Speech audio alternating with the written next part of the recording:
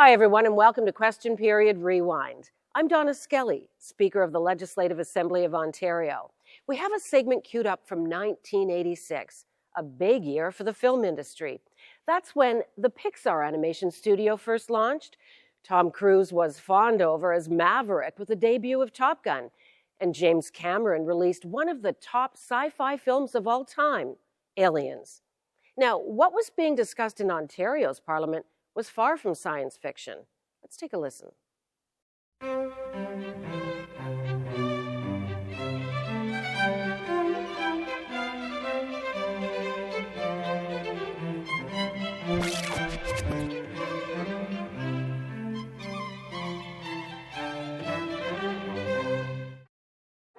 Oral questions. The Leader of the Opposition. The next question. Keep it here anyway. Can't you figure out what it's for? I have a question for the Premier with regard to the former clerk of the legislature.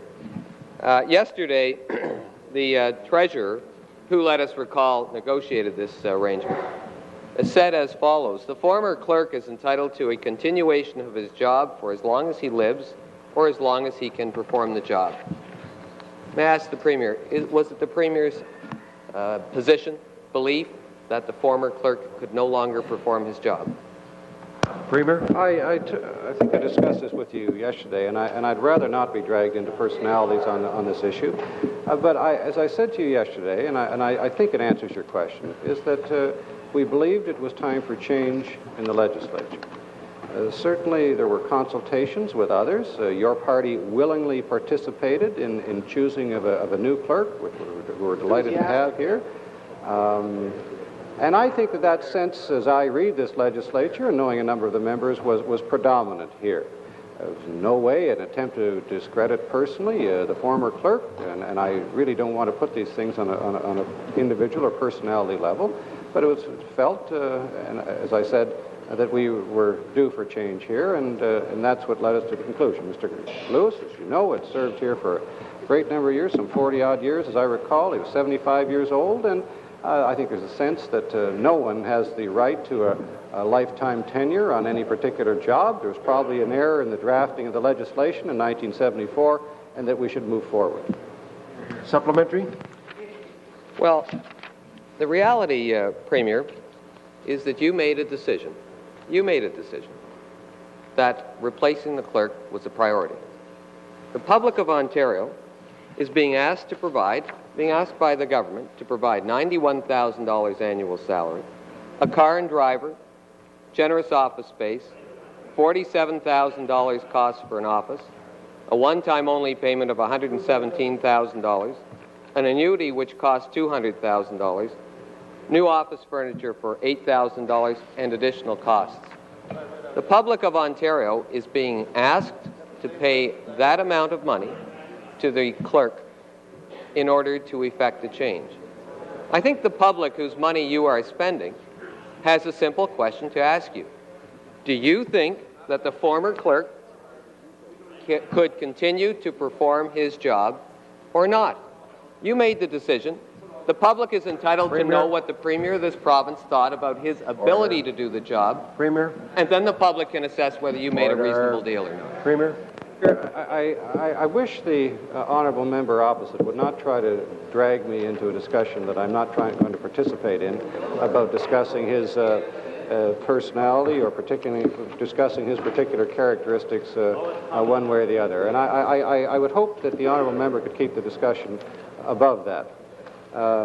You will recall that the view was that he had in a sense, his job was equivalent to a judge under the old legislation, and that we wanted to be as fair-minded as we could. You're critical of the amount that is being discussed. I agree with you. It's a lot of money, and it's being discussed by a number of people at the present time. Final supplementary? While you attempt to rewrite the deal which you made to replace the clerk, the public has one simple question. The question is whether you replaced him just because you felt like spending $2 million to get change, or because you thought the public would be better served because the former clerk was incompetent. Now, if there was no problem with the previous clerk, if he was capable of doing his job, if you weren't discriminating against him because of age, then the public wants to know why they're spending $2 million to effect change at the table. No members of the public, hardly any, knew of the former clerk, knew of the present clerk, or have their daily lives affected by what happens at the table in this assembly. Premier. They want to know why Order. you changed the clerk and whether you believe he was capable Order. of doing the job. Premier. Have the courage to stand up and answer that question. Order. Premier. I'm sure that the former clerk appreciates very much your assistance in making him a public figure, and I'm sure that he'd want to express that gratitude to you on his behalf. I don't think my honourable friend can have it both ways. On one hand, argue that he should have gone on forever, and on the other hand, saying the settlement was too generous. I just have difficulty understanding your position. You're saying he should have stayed, or he was too expensive for him to go, or we shouldn't have treated him in a fair-minded way. I'm not sure what you're saying in the circumstances, but I repeat to my honourable friend that there are many changes that have taken place in this House and in the administration of this province, some of which you approve of, some of which you do not approve of. You wouldn't have done them.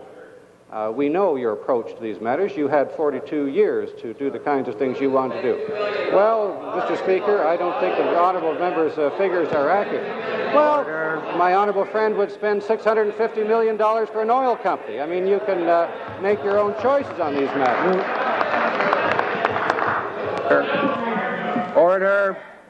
New question. The Leader of the Opposition. Set that up. Well, no, we would have left him in the chair. We didn't think he was too old to do the job. We didn't think he was too old to do the job. Yeah. New question. Let's get Herb up to ask the question. We'd have put you in cabinet. Order. Order. Order. I'll recognize the Leader of the Opposition for the second question. There's a question for you. We think people who are 75 years Order. of age are quite capable of doing the job. We don't fire people because they're 75. Order. Order. Order. Order. Order. New question, the Leader of the Opposition. Yeah, Ramsey's got your limo. Herb. That's right. How do you feel about that? Ramsey's going to be in cabinet before you are, Herb. How about that? No doubt about that. We heard the vote was 49-1. Is that right? I have a To which minister? I have a question for the Minister of Colleges and Universities. It turns out, we now find out, Minister, that with regard to General Motors looking for skilled workers outside of this country, while there are 400,000 Ontarians unemployed, that you, in fact, were informed of their intent to advertise overseas, and you were therefore aware of the shortage of skilled tool and die workers to fill the jobs at General Motors. Could you outline specifically what steps you took after you discovered that? Minister? Well, Mr. Speaker, I don't know where the Leader of the Opposition gets his misinformation, but that is misinformation. I was not personally informed of their intention to advertise for workers overseas. As to what steps we are taking, the Leader of the Opposition should know, because he's been a Conservative for many years, and he has a good affiliation with his party in Ottawa, that long-term industrial training and institutional training is the primary responsibility of the federal government. And if he's really concerned, Mr. Speaker, if he is, well, we'll give them a chance to hoot and howl. We'll give them a chance to hoot and howl. Well, maybe you'll get to it. Are you done? Order. And the fact is that their Conservative brothers and sisters in Ottawa, through their Canadian job strategy, denied Ontario and Canada some $200 million annually over the next 2 years in this critical area of skills training. So if they're really concerned, their discussion should take place in first instance in Ottawa. Supplementary. I presume you're talking about the same Prime Minister who was lauded by your Premier when he was in Tokyo as a great conciliator, someone who's bringing Canada together. That is probably the same Prime Minister you're talking about. Order. Was that your question? Mr. Speaker, in my Was that your question? No, it was not. No. I want to Supplementary? ask the Minister in my supplementary question this question. It was reported in the Toronto Star today that General Motors indicated that permission had been obtained from both Canada Manpower and the Ontario Skills Development Ministry to seek the workers abroad. Is that you? So your suggestion that you didn't know about it indicates either your ministerial incompetence or your unawareness of what is going on in your own ministry. My question, therefore, to the Minister is this. A group of 83 employers has approached Conestoga College for an apprenticeship program, essentially for people who will be equipped to repair robots, the robots that are going into the auto plants that are being installed in Ontario. To date, many months later, Conestoga College cannot get approval from your ministry for the apprenticeship program. Why have you refused to approve the apprenticeship program that 83 employers are seeking to get and that Conestoga College is willing to put in place? Minister. Mr. Speaker, the Leader of the Opposition suggests that in his initial question, suggested that General Motors consulted me directly about the lack of skilled tradesmen for their Oshawa facilities. And then he reads an article about consultation with the Ministry of Skills Development. The fact is that our representations to Ottawa in respect of the lack of skilled tradesmen have fallen on deaf ears. It is the Ministry of... The Leader of the Opposition... Order. The Leader of the Opposition knows full well that it's the Canada Employment and Immigration Commission that makes a determination as to whether or not employees can be, in effect, brought in from overseas. And it's a matter of an immigration question and determination in that area. We have reminded them about the lack of skilled workers and made every supplication that we could think of up until this point to suggest to them that they rework their Canadian job strategy so that training could go on. And we will continue to do that, and we'll ensure that training goes on in Ontario. Now, as far as the Conestoga College situation is concerned, the entire apprenticeship system, as the Leader of the Opposition knows, is based on employer demands and employers hiring apprentices. And then the system falls into place. And we have some concern with the apprenticeship system, and we're undertaking a review of it. Final supplementary. With regard to your complaints about Ottawa... Final supplementary. I remind you of the refrain, and this is not the question I put. I remind you of the refrain of your leader. Oh, don't get nervous. Don't get nervous now. Final supplementary. Well, we'll get a chance later on. Let me refer you to the question you didn't answer with regard to the apprenticeships at Conestoga.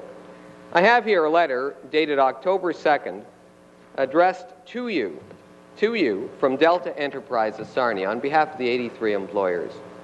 They say in late May or early June of this year, Conestoga sent the curriculum to your department for approval. Last I talked to them about a week ago, they had heard nothing yet. They have been trying to expedite approval of this program since they anticipated having a class of electric motor repair apprentices in February. Everything's in place.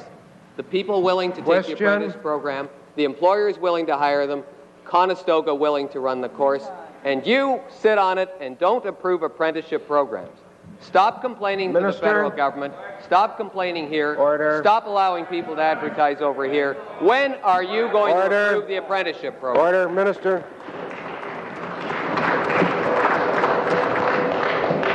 Mr. Speaker, the Leader of the Opposition reminded me of a refrain. Let's remind the people of Ontario about yesterday's refrain when a simple motion took 45 minutes to determine while the bells rang to see if we could vote on a committee report.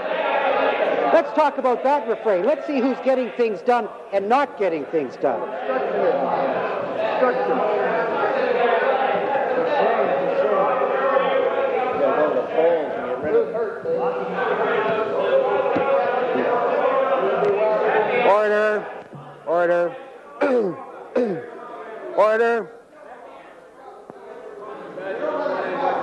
Order. New question. The member for York South. Speaker, my question is to the Premier. It concerns information which we have just received about the Ontario Hydro pension plan. I wonder if the Premier could comment on the following facts. The Hydro plan has a surplus currently of $370 million, which is now projected to grow to $690 million under some revised accounting practices to be implemented in January of 1987. These accounting practices apply, as the Premier will know, to surpluses right across the province and are going to increase the amount of so-called pension surpluses astronomically in the next few months.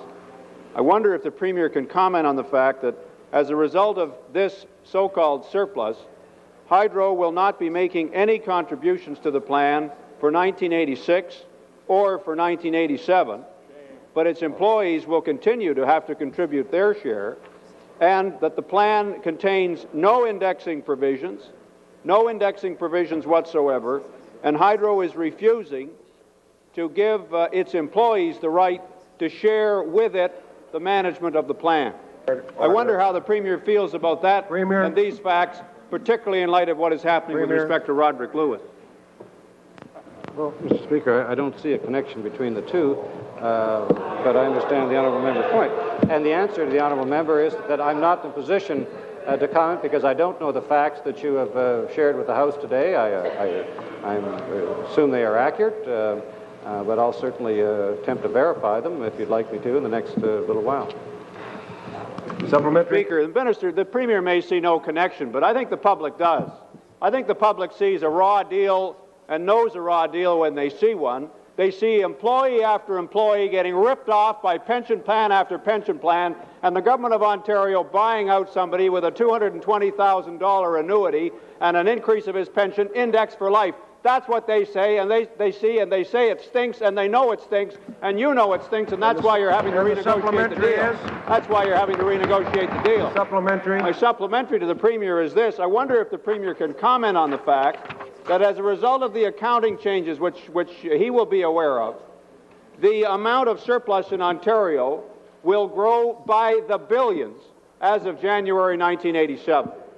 Company after company, instead of applying to withdraw surplus, are simply not going to be making contributions to the plan, a kind of withdrawal by the back door. I wonder if the Premier can tell us whether he intends to do anything to ensure that employees can get some control of these funds, that they can be guaranteed some degree of indexing for these funds, some provisions for early retirement, some assurances that we're going to have control by workers of these plans and not control by employers of surpluses amounting to billions of dollars in the province of Ontario. Speaker, my honourable friend opposite would be the first one to stand up and criticize us if hydro rates went up more than he felt they should at the same time. And so I don't see necessarily some of the connections that he would want to draw in this House. I see more of a connection, for example, between the pension fund of Ian Deans and Mr. Lewis than I would with hydro in the circumstances. But let me just say to the honourable member, the issues that you address in your broad sweeping question are issues that are being addressed by this government. You address the question of employee participation on the funds, the administration of the funds, and I think that's a very legitimate point that you make. It's something that's concerned me in the past, as well as some sort of inflation protection. You criticize the fact, and I'm not aware of the details, that Hydro is not making a contribution this particular year because of a surplus there. What you're looking at, obviously, is a situation where the various interests are balanced, protect the integrity of the pension funds, and not bankrupt companies that are making these contributions. I have not directed Ontario Hydro, and I don't believe the minister has, on how much to contribute to the pension fund, and I have no accurate, up-to-date information on the integrity of that fund. But the broad questions that you have addressed in your question are being addressed by the minister and others in the government at the present time, and we hope that in the near future there will be legislation coming forward that you'll have a chance to comment on. Final supplementary. Speaker, if a topping up of his pension and a guaranteed indexing for life is good enough for Roderick Lewis, why isn't it good enough for every single worker in the province of Ontario? Premier. I'm not trying to defend the Roderick Lewis situation. It was, well, Mr. Speaker, why wouldn't you put the question? Why wouldn't you put the question? Why wouldn't you put the question? I think the appropriate question would be this. Order. If a guaranteed job for life is good enough for Roderick Lewis, why isn't it good enough for everybody else in the province? That's the appropriate question. And I say to my honorable friend, I would love to see that for everyone, but you, my honorable friend opposite, will know the insecurity of any particular path you choose along in life, and we just don't have that situation where we have guaranteed jobs for life in this province. New question, the member for York South. Yes, you do. The expert on the double standard. I'd like to ask the Premier a question with respect to equal pay. Yesterday, we had the government rattling its sword with respect to withdrawing legislation on rent control. We've had the Attorney General, the Minister of Labour, doing the same with respect to Bill 105 on equal pay. I'd like to ask the Premier a particular question about hospital workers. You may be aware that an award came down from Kevin Burkett, the arbitrator, last week with respect to 28,000 hospital workers. It specifically did not address the question of equal pay, and in fact, housekeeping aides are now earning $2,600 a year less than cleaners, and the arbitrator said he would not address the question of equal pay because he had been told that legislative action was coming before January of 1987 with respect to hospital workers. I'd like to ask the Premier, if that is the case, and that is what the arbitrator believes, why has the government threatened that if hospital workers are covered by Bill 105, the government will in fact withdraw the legislation? Premier. I don't know, Mr. Burdett. I don't know who conveyed that information to him.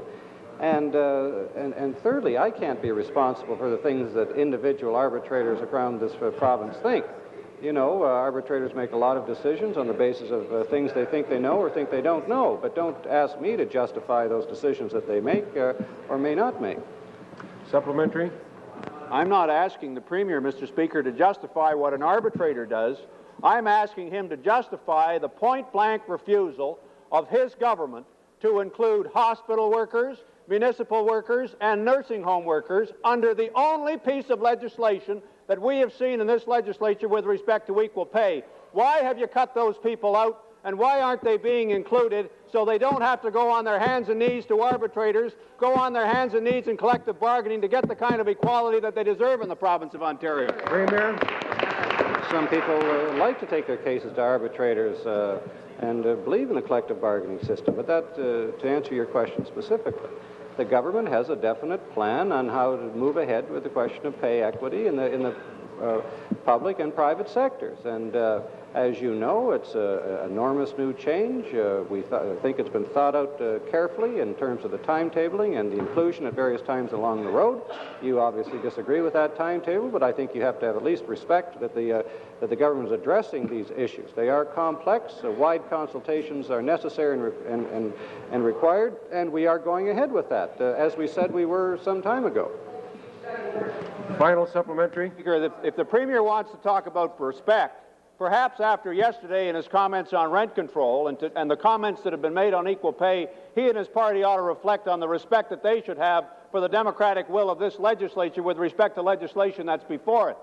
I'd like to ask the Premier, if amendments are moved in committee that will extend the legislation to include hospital workers, is it still the position of the government that they are going to pull Bill 105?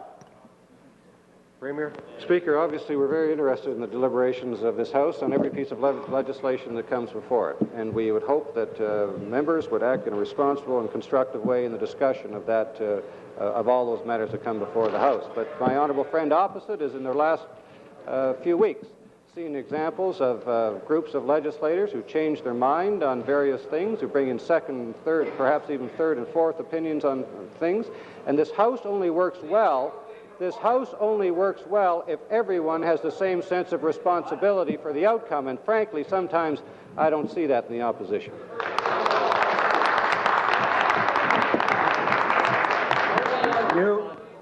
New question. Order. New question, the member for Cochrane South. Thank you, Mr. Speaker. Yes, I'd like to ask a question about responsibility, Mr. Speaker. I'd like to address my question to the Premier with respect to the matter of the Conflict of Interest guidelines. We've now seen, as has been revealed publicly lately, the study of Mary Eberts. We've seen the work of Glenys Wright. We've seen the review of John Robinette. We've seen the work of the Public Accounts Committee. We've seen the Blake Castles report. We've seen the Legislative Assembly Committee report. We've seen the Aird report, and we're now about to have another Legislative Assembly review of the Aird report, all accompanied by the Premier's unique interpretation and media hype over his perspective of the Conflict of Interest guidelines. My question is, in light of this dance of the 8 veils that the Premier has gone through over the past 6 months, is there a Conflict of Interest guidelines in place? Are you accepting your responsibility for the administration of enforcement of them? Premier? The answer is, Mr. Speaker, yes, and I should tell the honourable member opposite that the government is working at the very moment on a new act that will be brought hopefully very shortly in front of this legislature that will encompass a number of the suggestions of Mr. Aird, that will put it in statute form, that will bring in an independent arbiter, and legislation that will encompass all members of this House. So we will never have some of the vagaries that have plagued us in the past. Supplementary? Mr. Speaker, if the weakened 1985 guidelines that this Premier put in place are now in force, if the Premier is saying that he is responsible for the administration and enforcement of those guidelines today, can he tell me why there's been no amendments, new filings, or disclosures based on the Aird report to date? Premier? Mr. Speaker, I think if you'll check with the clerk, I think those have been done. New question, the member for Bellwoods. Yes, I have a question about yet another example of this Liberal government's penchant for squandering taxpayers' money in platinum handshakes. And I'd like to ask the Premier if he recalls the former president of the UTDC, Mr. Foley, if he recalls that Mr. Foley's salary in 1985 was $200,000 a year plus something called an annual deferred compensation payment of $37,400 a year, and which was referred to as a golden handcuff, and additional bonus on a per annum basis of up to $40,000 per year.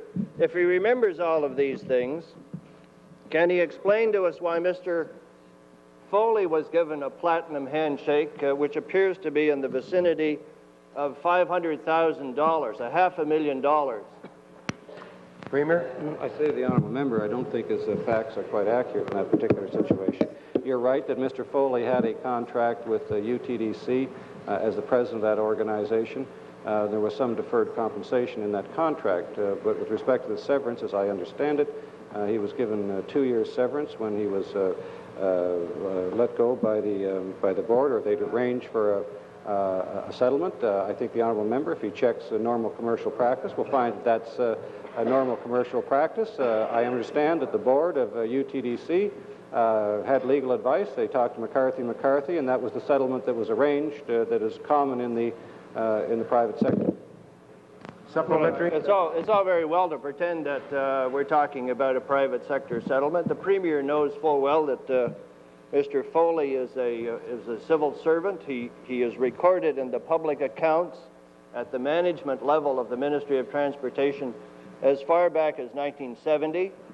Is it not a fact, Mr. Premier, that Mr. Foley, as a long-term public servant at the management level, had accrued generous pension benefits, that he was no more entitled to a $500,000 settlement than Mr. Lewis was entitled to a $2 million settlement? And I want to ask again, what is this weird penchant you Liberals have for squandering taxpayers' money on on to get rid of civil servants that you don't seem to want around anymore, while at the same time you refuse to give ordinary pensioners a fair deal in inflation protection. Well, Mr. Speaker, I'm sure that my honourable friend, for whom I have great respect and is usually extremely accurate in his facts, would want to be accurate in these circumstances.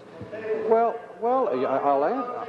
Well, we're very happy to share them with you. I'm sharing them with you right now.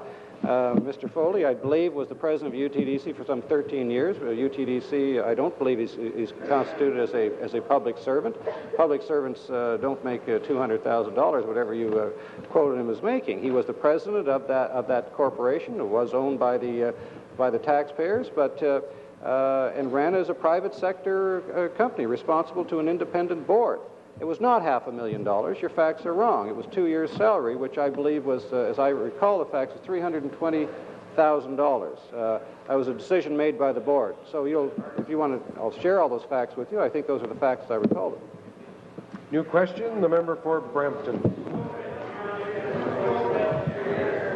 I'm waiting for the Conservatives to play their little game. Mr. Speaker, as you probably know, a very lucky couple in my riding won something in excess of $11 million in the recent Lotto 649. I'd like to direct a question to the Minister of Tourism and Recreation. There was some discussion some time ago about the question of capping the awards, and I would like to know what steps have been taken with reference to capping those awards. Minister.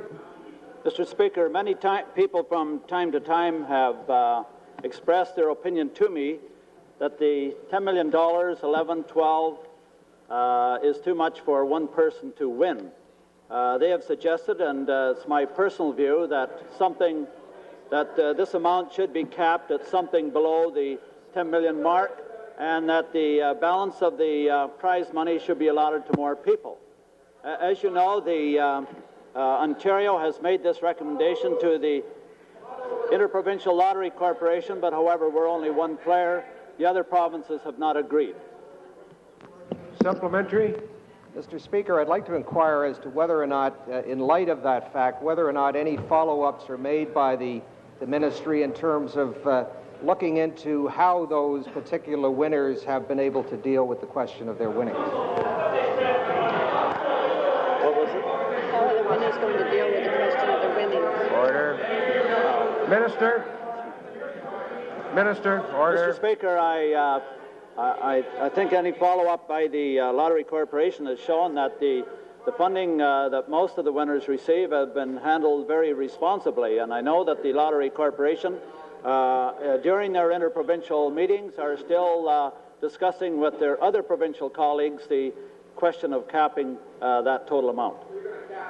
New question, the member for Brantford. Thank you, Mr. Speaker. My question is to the Minister of Industry, Trade and Technology regarding the IDEA pork barrel portfolio you're now in charge of. I'd like to ask you about a couple of the companies with close ties to the Liberal Party who received investments from IDEA. First of all, about WIDA Systems. I'm sure the Minister will be aware that the Public Accounts Inquiry found that the bulk of the $3 million invested by IDEA into WIDA Systems did not go to developing new technology, as is required by IDEA, but rather went to the retirement of long-term debt and was not used as was anticipated by the Board of Directors of the IDEA Corporation. My question to the Minister is, in view of this fact, what steps has he taken or will he take to recover for the taxpayers of Ontario that $3 million investment? Minister. Thank you, Mr. Speaker. Concerning your question, I might say that as of June the 30th, 1986, all things connected with IDEA Corporation are being looked after by the Ontario Development Corporation. And there are many corrections being made in the way things were previously handled. We are also not very happy with the results that the committee received and where that money was spent. And this will be one of the things that Mr. Jack Bedell will be looking into in his inquiry. The Minister... Supplementary, Mr. Speaker. The Minister will know that he is responsible for the operation of the Ontario Development Corporation. And is the message you're putting out that any company that walks in with a Liberal lobbyist can get millions of dollars, no strings attached? Now, by way of supplementary, I want to ask you about the $5 million that's going down the drain with Graham Software. I want to ask the minister if he is aware of this quote. When 1 month ago, Mr. Terry Graham, the president of Graham Software, said to a periodical in this city, he said, and I quote, "My company's predicament began when Ontario's Liberal government closed the doors on the Idea Corporation. We didn't know how our investment was going to be treated, and we still don't know how it's going to be treated." Now, the negligence on the part of the minister and his officials is appalling. My supplementary to this is, will the minister take steps to recover as much of that $5 million as possible? We don't need a whitewash inquiry. The taxpayers deserve a portion of that money back because of your negligence. Question's been asked. I think actually the member had 3 questions there, but I'd like to deal with the last one. And I can assure you that we will do whatever we can to recover any of that $5 million that is left. But I wonder, I'm wondering, are you saying that, in other words, you set up the Idea Corporation, you said there were your directors that were there were your directions that they were following. Are you saying that there should have been political interference from me as a minister? Order. New question, the member for... The question of the Premier. The new member for Sudbury East. Question of the Premier regarding Falconbridge Nickel and its recent announcement to eliminate a further 275 jobs. Since Falconbridge Nickel last year was able to find $41 million to reinvest in Norway to refine nickel from Botswana, and since Falconbridge Nickel last year was able to find $600 million to buy Kidd Creek and then immediately lay off workers, and with this recent announcement and the fact that Falconbridge has never lost money in the Sudbury area, never, will the Premier now establish a committee with the powers necessary to review Falconbridge's announced layoffs, to get the financial statements of the company and the future plans so that we can put an end to this type of practice so that these layoffs don't occur and future layoffs that might be forthcoming? Premier? Mr. Speaker, to the honourable member, the questions that the honourable member is raising are disturbing to me and to the government. It's something we are watching very closely. As you know, there's been a collapse in the price of nickel in the last 18 months. A number of the operations are threatened and being downsized here in the province. The points you make, though, are good points. I hope to be having a meeting with Mr. James of Falconbridge in the very near future to discuss some of these very questions. I appreciate the constructive suggestion you've made. I'm not in a position to adopt it today, but on the other hand, let me say I'm not ruling it out. Supplementary? Well, a supplementary, since you're going to meet with Jesse James. Is the Premier aware that Falconbridge Nickel last year worked excess hours beyond the permit levels under the Employment Standard Act? And is the Premier aware that Falconbridge is discontinuing any mining development in the Sudbury Basin, any mining development, which is the death knell for Sudbury? And based on these 2 last facts alone, doesn't the Premier think it's appropriate to establish a committee to look into it? Because we cannot have resource-based companies, the largest employers in the North, playing these types of games, and it's going on right across Northern Ontario. That's why we have 14% unemployment.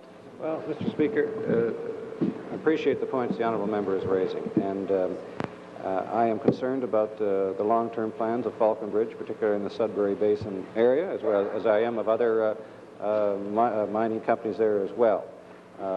It's something I will be looking into, and personally, I will report back to the honourable member any information I glean, and then I will solicit his advice and the advice of others on perhaps other initiatives that should be taken. I'm not in a position to tell you what those could be today.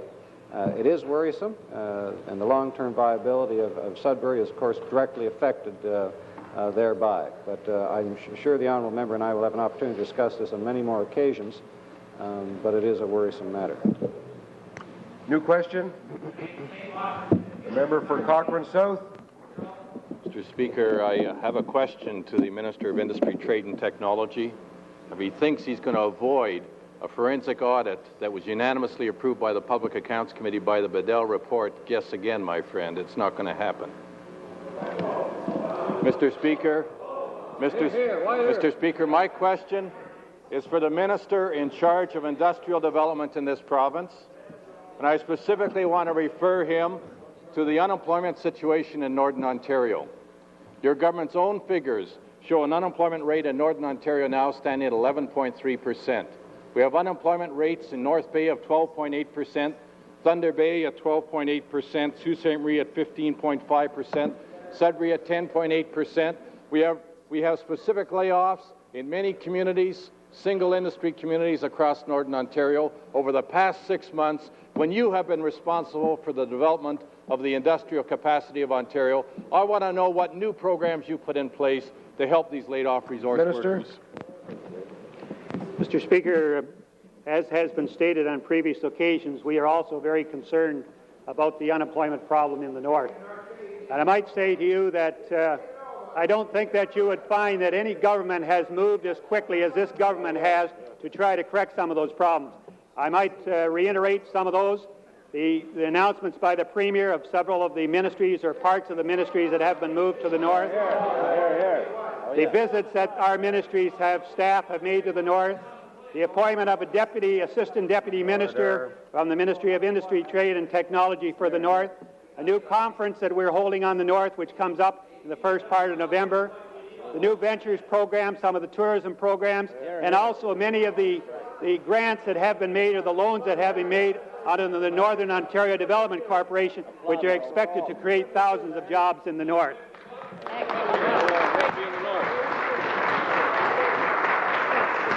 Supplementary, the member for Cochrane South. Mr. Speaker, to the Ministry of Industry, Trade and Technology, not one laid-off resource worker will be helped by any of the nonsense you just recited in this House. It's all the Premier's optics, no substance at all, no help for the single industry communities of Northern Ontario, and you have the nerve to stand up there and try and claim you've done something. And whilst we're talking about the resource workers in Northern Ontario, what have you, as Minister of Industry, Trade and Technology, done to protect the workers in the sawmill industries of Northern Ontario who are facing layoffs because of the countervailing duty case in the United States? What have you specifically done vis-a-vis the United States and the international trade? Order. That's the third time you've asked the same question. Minister? Going for the leadership again. As my parliamentary assistant just said, what were you doing for 42 years that we got into this predicament? Again,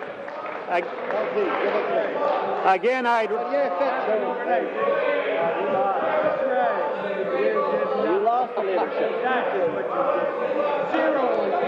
Order. Order. Lost the leadership. Order. Minister? Again, I would reiterate, I don't believe that any previous government has ever moved as quickly to try and do something for the job creation in the North as the Premier in this government.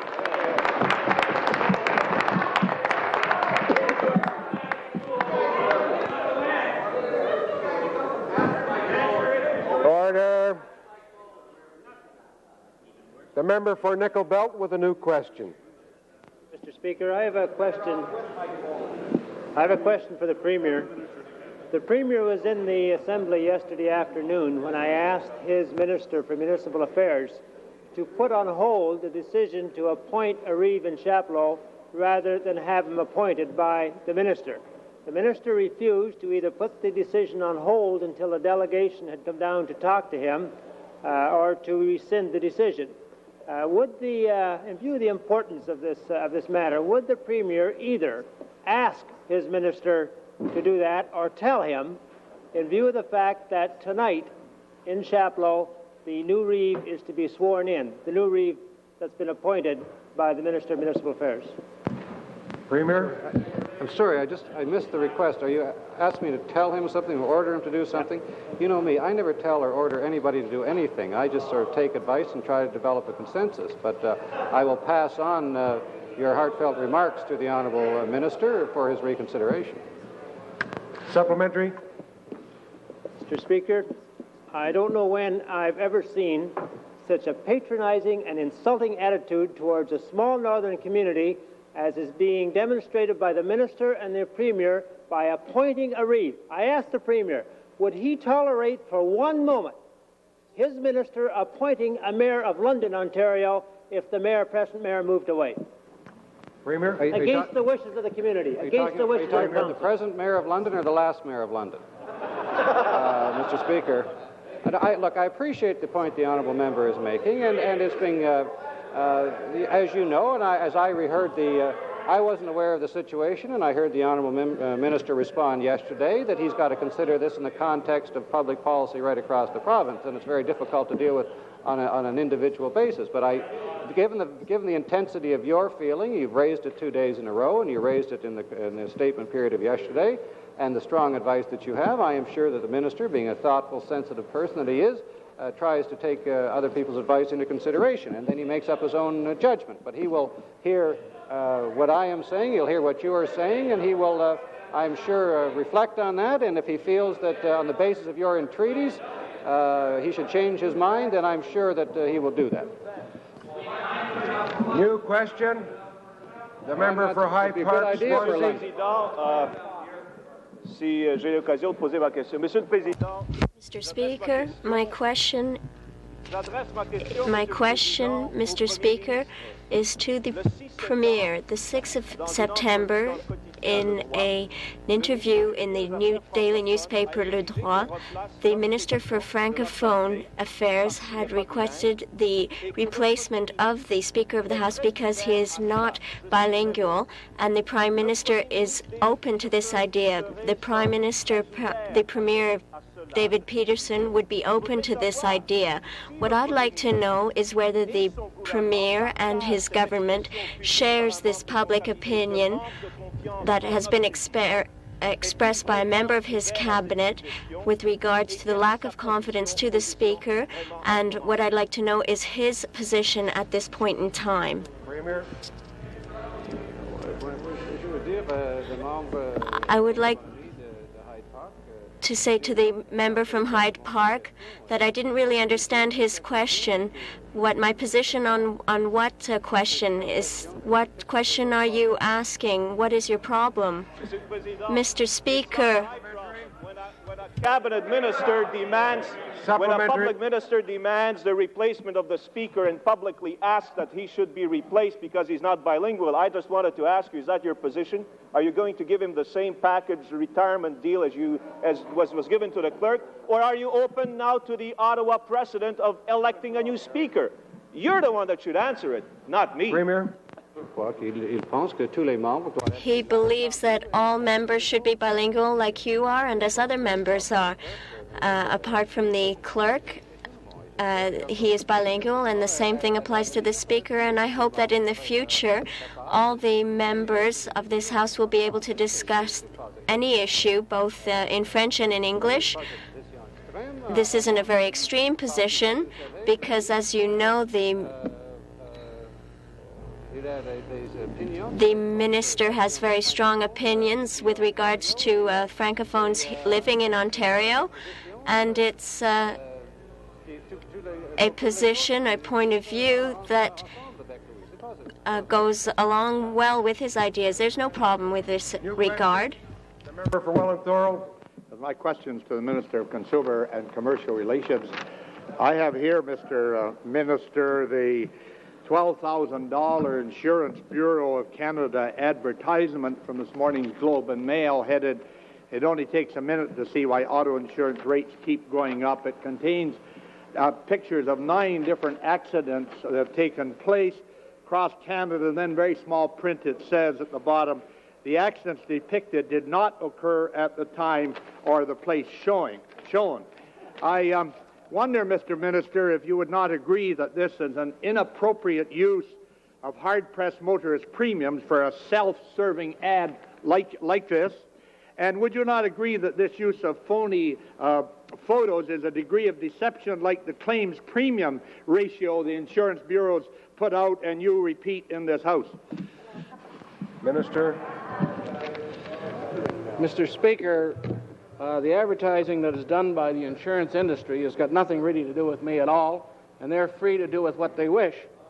I should also point out that how can you say that's deceptive advertising when in fact they have a disclaimer in that ad telling you that exactly what the pictures are? Yeah, supplementary. In small print. I don't think you need the ad at all. They couldn't get a better spokesman they knew for the insurance companies of this province. By way of a supplementary, Mr. Speaker, I would like to point out that this ad shows these accidents in Ontario, Alberta, New Brunswick, and Nova Scotia, which are forcing the rates up there. But it doesn't mention Manitoba, Saskatchewan, or British Columbia. I'd like to ask you, Mr. Minister, don't you realize that they didn't dare show them in those western provinces with the public plans because rates haven't increased in those provinces for 2 years? Why do you continue to stubbornly refuse to investigate and publicize the rates and the fairness of those plans in Manitoba, Saskatchewan, and BC, which, if applied here, could save Ontario motorists between $1.5 and $750 million annually? Why don't you get out of the insurance company's pockets and do something for the people of this province? Minister. Mr. Speaker, I've always tried to be accommodating to the member from Welland Thorold, so I'm going to give him that information right now. This is the situation, and I wish you would take out your pencil so you can get these figures straight. Okay? This is the cost for insurance for a married male, age 30, driving to and from work with no accident record and no traffic violations. Coverage, $1 million public liability and property damage, $100 deductible collision, $50 deductible comprehensive for a 1985 Celebrity sedan. Okay? Now, in Vancouver, the insurance would be $618. Kamloops, BC, $524. Regina, Saskatchewan, $500. Winnipeg, Manitoba, $493. In Ontario, London, $452. Kitchener, $462. Ottawa, $461. Toronto, $555. Better get a new researcher, Mel. Your numbers are all fuzzy. New question. New question. David Starr. Go ahead, Starr. Give me your point. Order.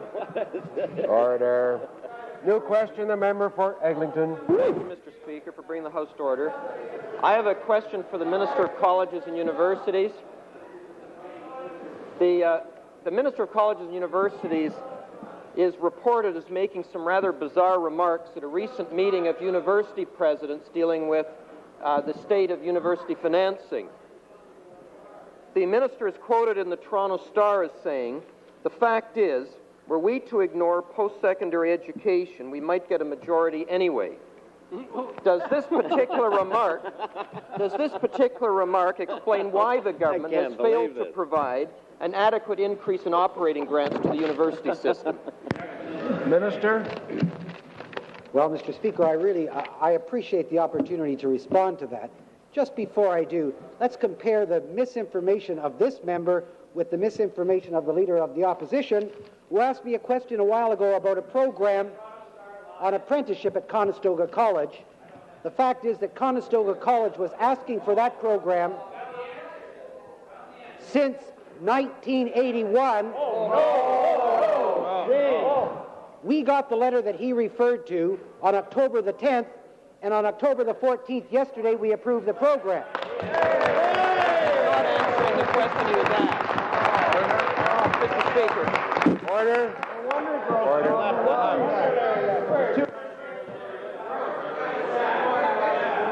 Order. The member had a point of order? Minister a question. He did not respond to my question. He responded to an earlier question. If he was proposing to stand up to respond to an earlier question, he should have done that in his place. Fine. I appreciate your help, and I'll ask the minister to respond to the question. Where's Larry? Did he go home? Where's Larry? Mr. Speaker, carrying on with my... I'm sorry to divert like that, Mr. Speaker. I really do apologize for that, but I think the point had to be made. You don't have to apologize. apologize for the facts. The member from Eglinton quoted a statement which was asked in this context, what about your priorities with respect to post-secondary education? And I said, our priorities are not based on crass political gains. We really do have a firm commitment. We have an unbending commitment towards redressing the damage that has been done to our university system over a 10-year period. The record shows that we've taken some very substantial steps, and there's a lot more to do. But the fact is, that's not going to get us a majority, and it's not going to determine the outcome of the next election. You know, there are other issues which will speak to that forum. My comment was and is today, we are making those commitments because we really do believe it. Tell Larry to pick up the phone and call Ottawa. Supplementary. Well, Mr. Speaker, I think the record in the Star speaks for itself. I would ask the minister, though, is the minister stating with his reply that an increase in operating grants of less than 4% is in fact adequate for the university system in Ontario? Is that what we're to understand from his reply? 1985. We have taken more steps to redress problems which we inherited than were taken in the previous 10 years. You look at the community college system. I know there's a lot of ground to make up, Order. Mr. Speaker, the point is that there is much to be done. We started a building program. We started rebuilding campuses. 4 new buildings, first time in several years. We turned around the system in community colleges, which was a disaster a year and a half ago. And Conestoga got their program. Is there more to be done? The simple answer is yes. New question. Order. The member for Ottawa Centre. Thank you, Mr. Speaker. My question, Mr. Speaker, is to the Minister of Community and Social Services. We don't have a lot of daycare in Ontario. We don't have accessible, affordable daycare. And the minister has given a deadline of the end of this year to remove indirect subsidies from daycare centres where fee-paying parents are able, because of indirect subsidies, to keep the cost per child down to about $4,000 a year. Would the minister tell us what mechanism he has put in place to allow daycare centres and families to continue in operation with child care services provided at municipal daycare centres within the next 12 weeks? Minister. Mr. Speaker, the prohibition against indirect subsidies for municipally operated daycare centres comes from the federal government. It does not come from the province. They have indicated very clearly that they are not prepared to share funding for that particular purpose. As a matter of fact, they indicated that 3 years ago. And all of the municipalities that were permitting that to take place were told 3 years ago. When this government took office, that was one of the problems that was brought to my attention. At that point in time, the decision had already been made to cut that off as of December 1985. I extended it for 1 more year, a full 12 months. And all the municipalities were advised of what the situation was. We have indicated to them that we are quite prepared to work with them on an individual basis, as I presume the previous government offered. I don't know, but I presume that. We also indicated to them that a number of them have the option of increasing the income level at which they could provide subsidies, which we would support, and which many of them refused to do. We've made those offers. The other point I would like to make, Mr. Speaker, is that in those areas where there are indirect subsidies, there is no discrimination whatsoever as to what the income level is. In other words, a family with an income, let's say, of $20,000 would get the same kind of subsidy as a family with an income of $50,000. Now, the subsidy program, which is offered, the subsidy program... Order. Supplementary. Thank you. It was very disordered, that response, Mr. Speaker. You're quite right. Mr. Speaker, the minister knows that in Thunder Bay, for example, the cost for a family can go from $17.50 a day to $28 a day, or a rise of about $3,000 a year for the care of one child.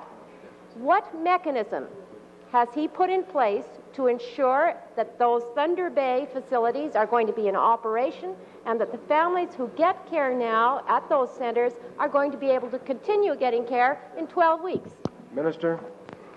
Mr. Speaker, Thunder Bay, as in every other municipality, one that happens to be in my own area, have had 3 years to put a practice, a procedure into place. We have indicated to them that they could re-examine the kinds of cost structure that they're facing. We are quite prepared to sit down with them on an individual basis and work out a solution to their problems on an individual basis. We have told them that. But we are not going to continue the indirect subsidies. Time for oral questions has expired.